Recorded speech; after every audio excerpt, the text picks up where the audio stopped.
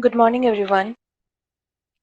Here we are today to read the chapter 3 from the book called Life of Swami Vivekananda by his Eastern and Western disciples. We finished the first chapter on ancestry and the second chapter on birth and childhood. We had prepared the summary notes for the first chapter, but I failed to prepare the summary notes of the second chapter, that is on birth and childhood, yesterday. I do that today. So I was, as a result, a bit in dilemma because since I did not prepare the note, I was thinking, should I proceed to the chapter 3 or not before preparing the note for chapter 2? Then I can say that probably such books are so addictive that you really do not tend to break a habit that you are starting to build. So somewhere in my mind, the desire to read the third chapter was stronger than the calculation of, you know, making a note of chapter 2 first and then going ahead for the chapter 3 was stronger.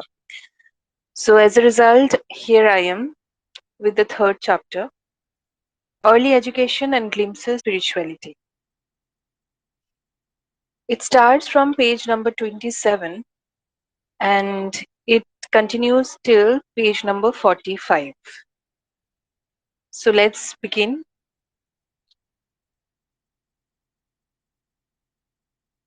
Early Education and Glimpses of Spirituality.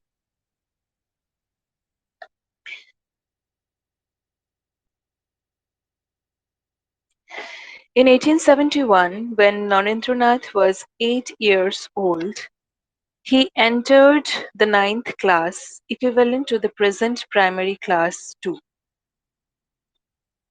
in the English department of Pandit Ishwar Chandra Vidyasagar's Metropolitan Institution.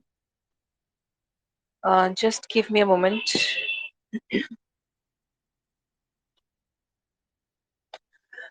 In the English in the English department of Pandit Ishwar Chandra Vidyasagar's Metropolitan Institution, that then situated on Shukia Street.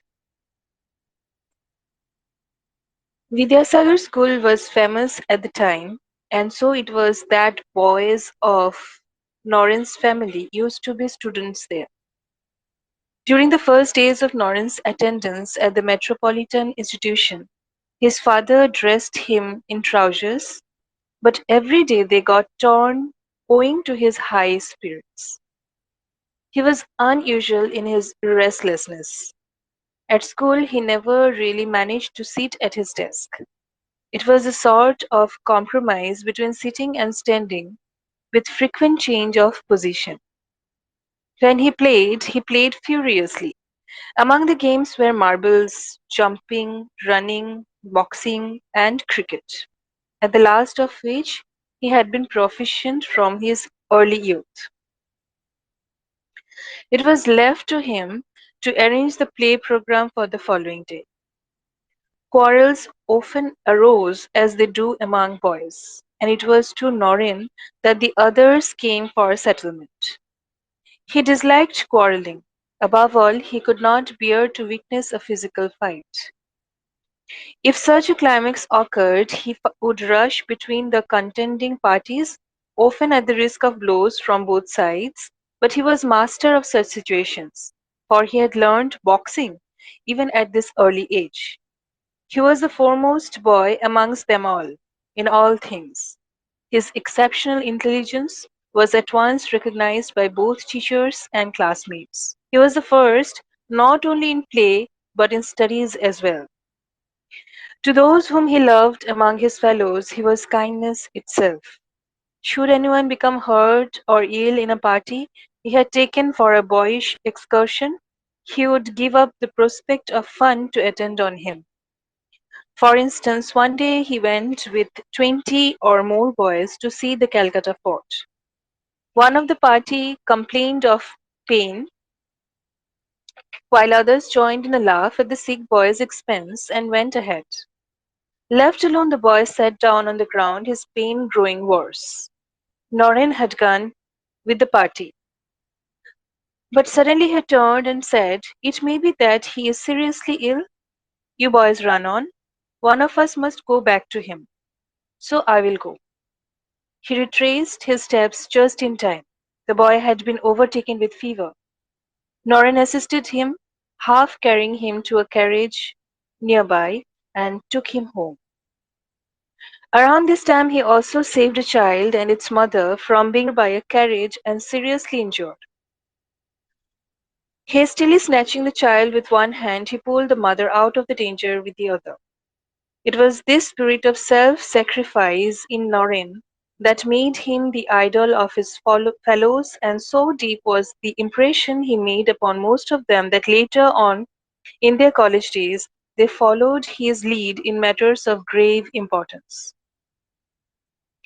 The two traits, restlessness and kindness, were among the prevailing characteristics of Norrin's family and of Norrin himself. Norrin's restlessness, so called, was the visible expression, it seems, of an immense dynamism, an immense energy and aspiration. It took various forms: high spirits, adventurousness, ardor, thirst for knowledge and travel, and dissatisfaction with monotony and stagnation. It was this dynamism that later took him round India and then round the world.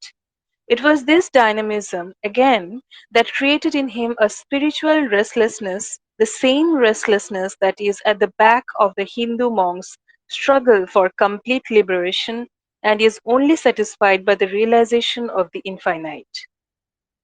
Kindness also, as we have shall see, was a quality of Norrin's throughout his life. Soon after his entrance into the metropolitan institution, Norrin was told he would have to learn the English language, but he was really unwilling to do so. It was a foreign language, he said, so why should one learn it? Why should one not first of all become master of one's own tongue? He refused flatly and went home crying to his father and mother. But they, too, said it was necessary, and again he refused. Then his old relative, Nrsimhadatta, of whom Norrin was especially fond, heard of his obstinacy. He took Norrin aside and talked quietly to him, at first to no purpose. Only after several months did he follow his advice and start to study English. But once started, he studied it with an earnestness that surprised everyone, and later became master of the language. And this was indeed imperative. His words in English have since become a new gospel. Through English, he gave voice to his mission and expression to that which he himself was, the center of a spiritual world impulse. Many are the stories told of Narendranath's school days, revealing him as full of force and vitality, fond of play and boyish delights. Like other lads, he played pranks and called his friends by nicknames of his own devising, picking some from storybooks and fables or various other sources. Noren was still the devout admirer of mendicant monks. To see one was a moment of pleasure for him.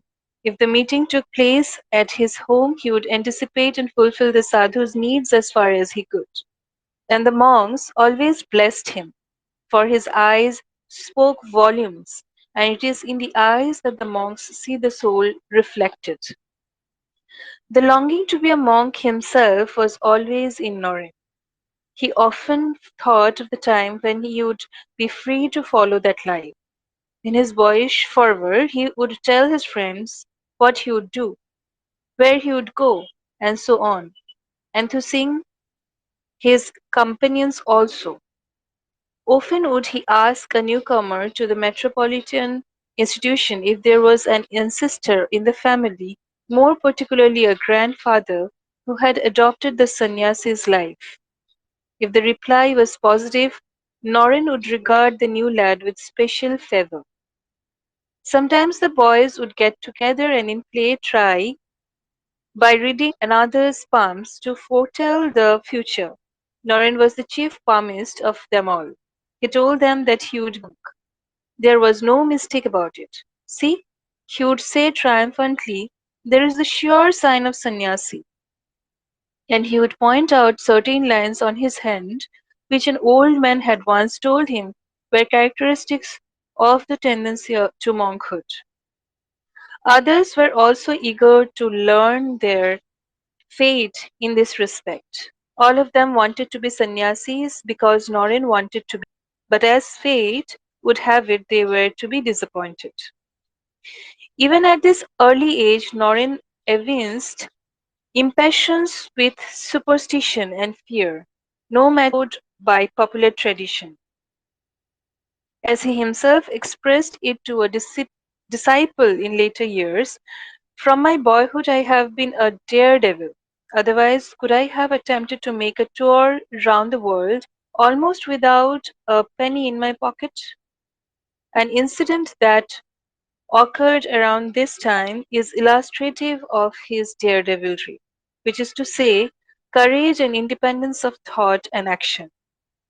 To the house of a certain friend he would often have recourse as to a refuge from the monotonous moments that come even to boys.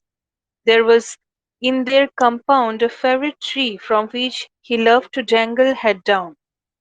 It was a champak, Michelia champasa tree, the flowers of which are said to be liked by Shiva, and which Hindu boys would go a long way to collect.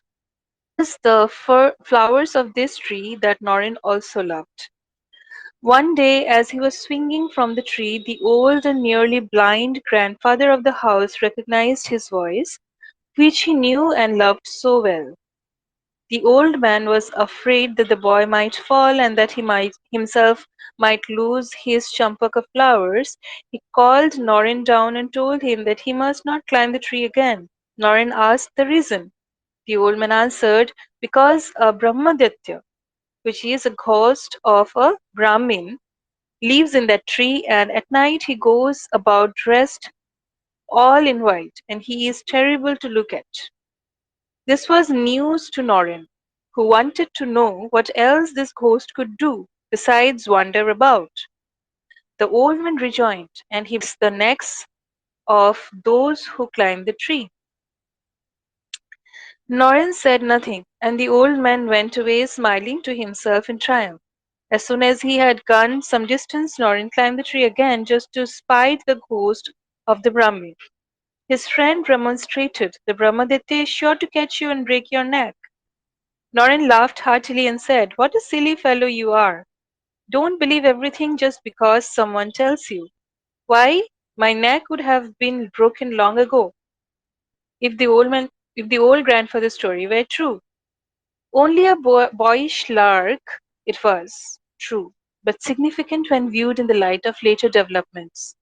A forecast of the time when, as Swami Vivekananda, he was to say to large audiences, do not believe a thing because you read it in a book. Do not believe a thing because another has said it is so. Find out the truth for yourself. That is realization. The father of this friend of Norin's loved him very much and had great hopes for his future. On one occasion, finding him dangling from the forbidden tree, he called him into the house and asked, do you play all from one house to another? Do you never read? Norin answered, sir, I both read and play. Then he was put to the test. He was examined in geography and mathematics and was made to recite poems. To the surprise of the strenuous examiner, he acquitted himself well. Then the questioner blessed him and asked, who is there to guide you, my son? Your father is in Lahore. Norin assured his friend's father that he read in the morning and that his mother guided him. The man, though he said little for fear of flattering Norin, saw the greatness of the boy's intellect at once.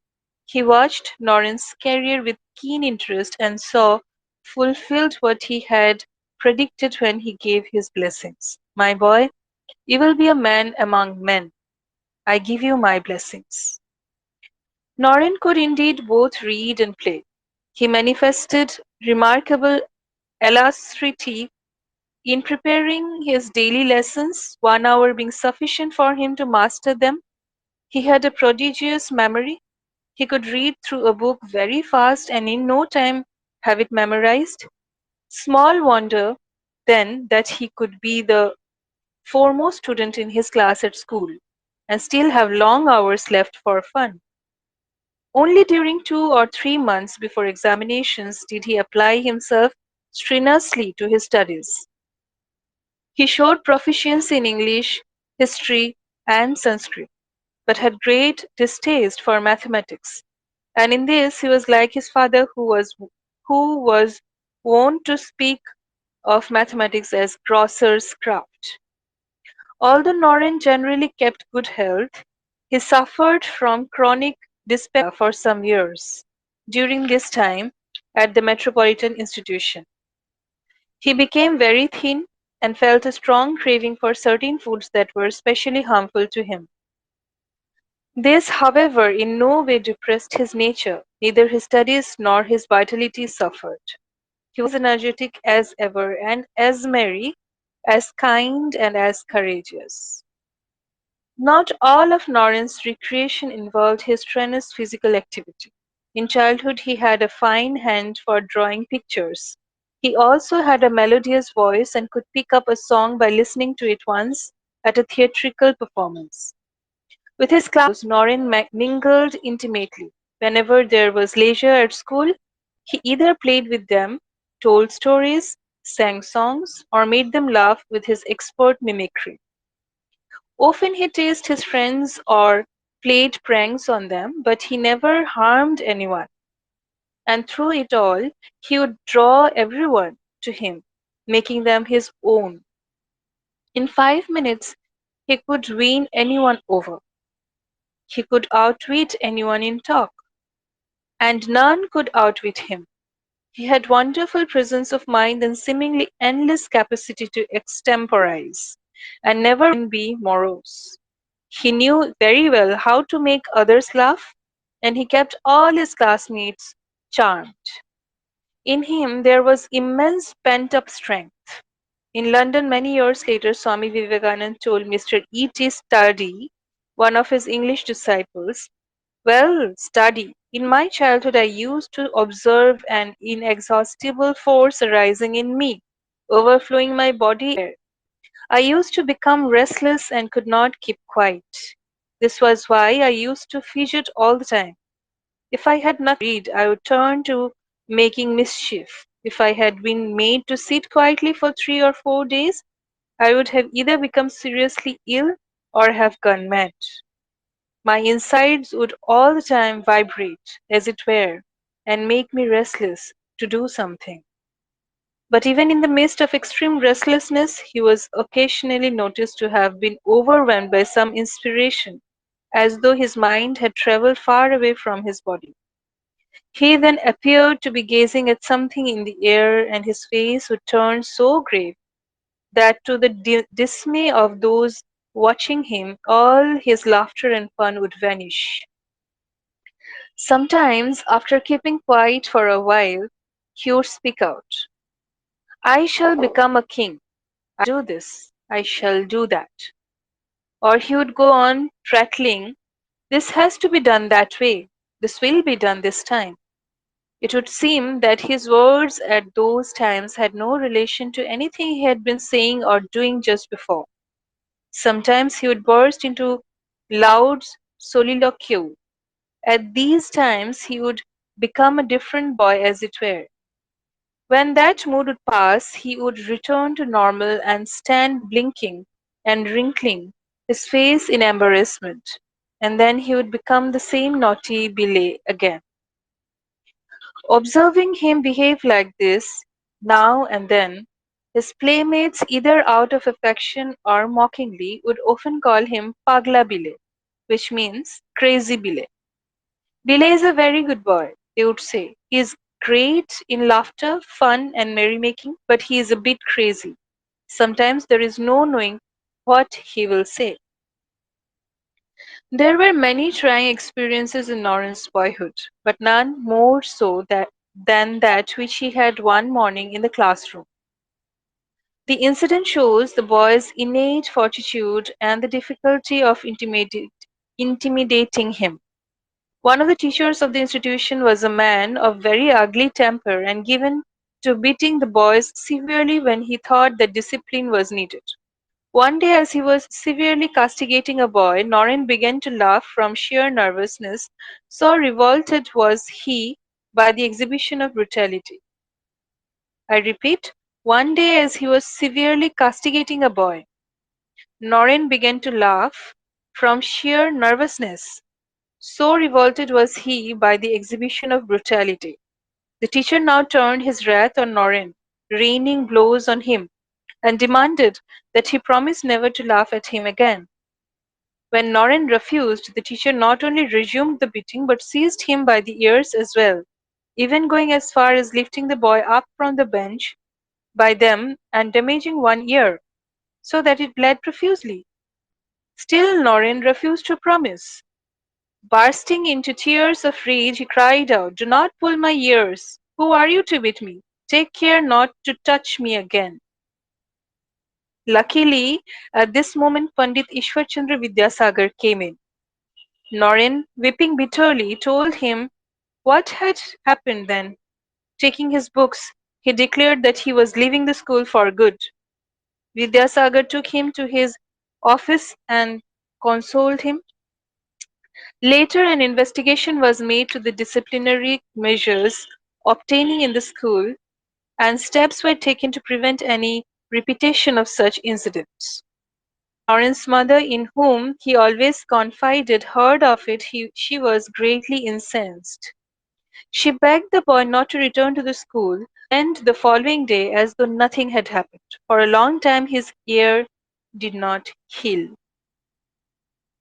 Even as a boy, Noreen was strong minded and fearless. Before the incident just mentioned, he had been assaulted by another teacher who thought he had made a mistake